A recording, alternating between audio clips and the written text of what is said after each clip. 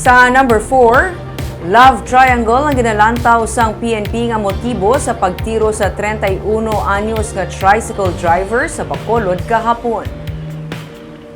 Makita sa video nga kuha sang CCTV ang pag-U-turn sang isa ka motorsiklo samtang nagatawag sa cellphone sa kilid sang dalan ang 31 anyos nga si Kim Ryan Canillo sa Barangay Alihis, Domingo sang hapon.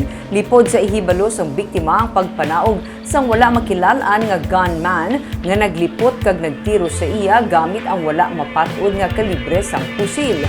Suno kay Police Captain Elmer Bonilla, ang hepe sa Police Station 7, bulag sa iya asawa si Canillo kag may bag-o na ini nga babae nga ginaupod. Nagapati sila nga love triangle ang posible motibo sa pagpaniro. Ini ang ika-12 na nga insidente sang pagpaniro sa syudad sang Bacolod sini nga bulan sang Hunyo. Kumpiyansa naman ng PNP nga ila mapasakaan sang kaso ang person of interest nga ila ginapatod responsable sa krimen.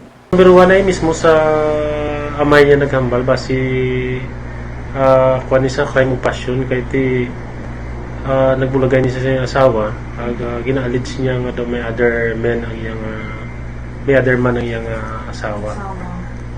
So i-try pa ni namon contact ang iyang asawa kay ti para makakuha naton sang sa iyang version ng rason kay ti daw mo na ginapagawa sang ginikanan kag iyang mga pamilya.